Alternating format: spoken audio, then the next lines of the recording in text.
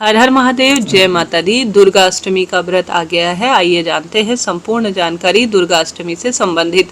23 मई दिन शनिवार को दुर्गा अष्टमी का महाव्रत किया जाएगा। शुक्ल पक्ष का बहुत अच्छा समय है। अगर आप दुर्गा अष्टमी का व्रत करते हैं तो जरूर से 23 मई को ही व्रत करें। 23 मई 2026 की सुबह 5:04 से तिथि शुरू हो रही है और तिथि का समापन 24 मई 2026 की सुबह 4:27 के आसपास होगा। जैसे कि सूर्योदय कालीन तिथि आधार पर सबसे सुंदर अष्टमी का व्रत किया जाता है, इस कारण से 23 मई को ही यह व्रत करना ठीक रहेगा। आइए जानते हैं कौन से उपाय आप अपने घर पर रहकर कर सकते हैं ताकि शनि राहु नवग्रहों की दशा सुदृढ़ हो, महादेव श्री नारायण और दुर्गा भवानी की कृपा हमारे जीवन पर बरसे। एक बार सुने और अंत तक बने रहें। जैसा कि आप जानते होंगे, कुछ सामग्री लिस्ट दान करने की भी गुरुजी ने बताई है, उनका आप दान करते हैं तो लाभ होता है। अगर वह दान न कर पाए तो कौन से दान इस दिन अगर आप करते हैं तो लाभ होता है, सब चीज़ों की जानकारी इस छोटे से वीडियो में आपको प्राप्त होगी। बस एक बार आपसे अनुरोध है, आप पूरा वीडियो सुन लीजिएगा। जैसा कि आप जानते होंगे, हर महीने कई लोग बहुत सुंदर तरीके से माँ दुर्गा भवानी की पूजा आराधना के लिए अष्टमी का महाव्रत करते हैं। माँ दुर्गा भवानी महादेव की अर्धांग हैं, उनकी पूजा करने से महादेव प्रसन्न होते हैं। और दुर्गा भवानी के साथ साथ यह दिन शनि देवता का भी हो गया है, तो हमेशा इस बात का ध्यान रखें कि शनि देवता के निमित्त कोई दीप दान या पीपल पूजा, समी पेड़ की पूजा कर रहे हैं तो सुबह और शाम थोड़ा अंधेरे में करते हैं तो ज़्यादा फल मिलता है। ज्योतिष में मैंने पढ़ा जाना समझा है, सूर्य पुत्र है शनिदेव, पिता पुत्र के विचारों का मतभेद होने के कारण सूर्य उदय के बाद शनि संबंधी पूजन दान पुण्य किया जाए तो उतना ज़्यादा फल नहीं मिलता। तो कोशिश करें सुबह और शाम को जब दीप दान या पीपल पूजा, शमी पूजा करें तो थोड़ा अंधेरे में करें तो ज़्यादा बहुत ही शुभता के रूप में से देखा जाता है। तो आप सभी को सबसे पहले पुरुषोत्तम माह के शनिवार को कोशिश करनी है आप जल्दी उठें। शनिवार का दिन है। काला तिल पीस कर या सामान्य काला तेल, गंगा जल इत्यादि डालकर अगर आप स्नान करते हैं तो नवग्रहों की दशा सुदृढ़ होती है। ब्रह्म मुहूर्त में जल्दी आप कोशिश करें, या तो शमी पेड़ की जड़ में या पीपल पेड़ की जड़ में पिपलेश्वर महादेव की जय कहते हुए ओम नमो भगवते वासुदेवाय कहते हुए 2 दीपक का एक श्रेष्ठ कार्य करें। एक दीपक सामान्य सरल तरीके से घी का दीपक लीजिए जिसमें गोल बत्ती रखें, क्योंकि त्रिदेवों का वास माँ लक्ष्मी और श्री नारायण सभी देवी देवताओं का वास पीपल की जड़ में आपका जाना हो तो एक पूजा की थाली में घी का गोल बत्ती का दीपक रखें।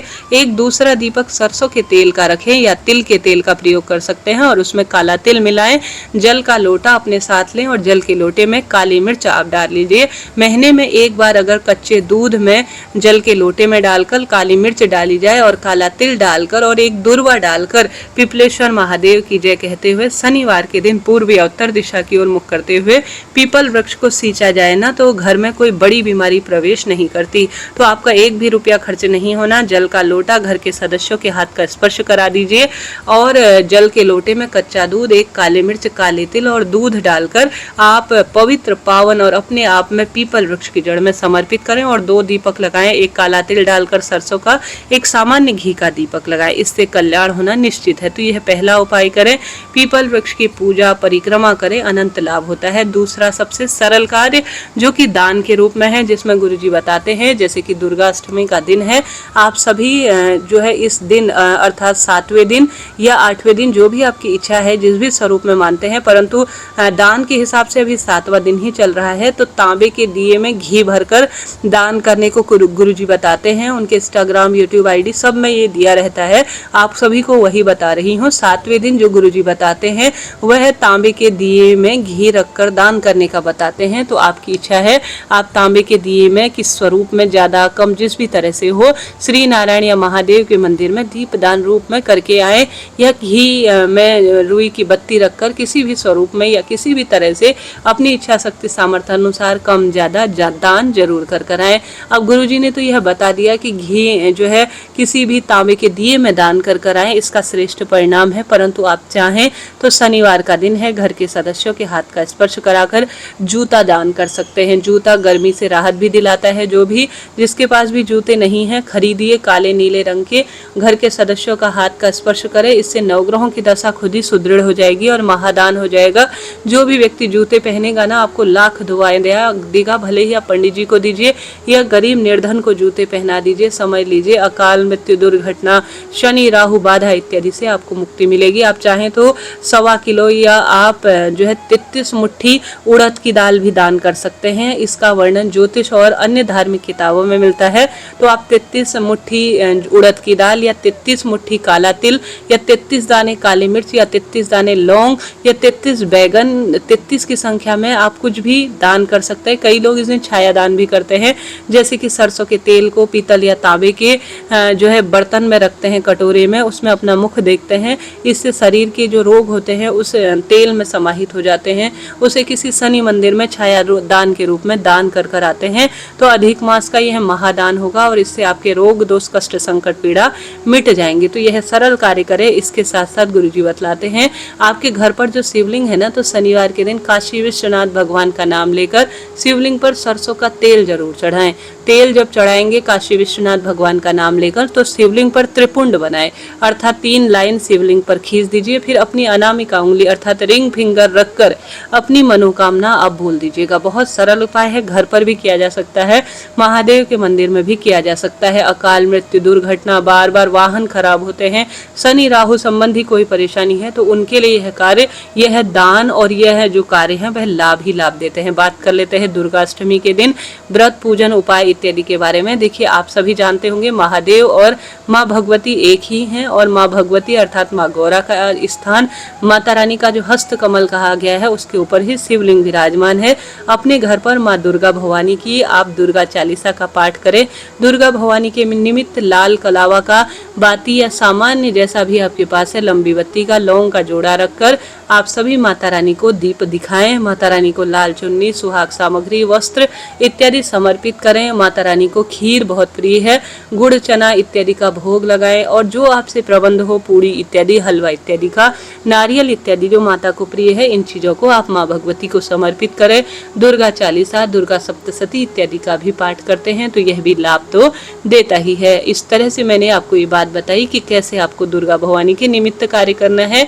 आप लाल फूल इत्यादि या लाल फूल की माला, लौंग की जोड़े की या लौंग की माला भी माँ भगवती को प्रिय है। आप अपनी इच्छा अनुसार सुहाग सामग्री के साथ ये चीजें भी समर्पित कर सकते हैं। किसी कन्या को बुलाकर सुहाग सामग्री, नारियल, चढ़ाया हुआ प्रसाद, दक्षिणा इत्यादि दान करते हैं, तो भी यह बहुत ही इस पुरुषोत्तम माह में श्रेष्ठ कार्य के रूप में जाना जाता है।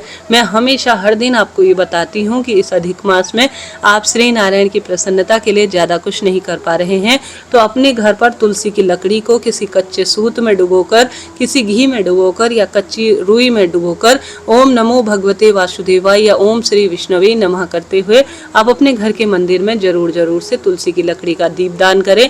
यह सबसे बड़ा उपाय है। श्री नारायण के निमित्त तुलसी की लकड़ी को घिसकर किसी पत्थर पर हरि चंदन बनाकर अगर श्री नारायण की प्रसन्नता के निमित्त अगर आप समर्पित करते हैं, तो यह भी एक महा उपाय है जो कि सौभाग्य देता है, धन संपदा में वृद्धि करता है और कर्ज कष्ट और श्री नारायण की पूजा का महा उपाय है। आप अपने घर पर रहकर ओम नमो भगवते वासुदेवाय इस महामंत्र का भी एक माला जप करें।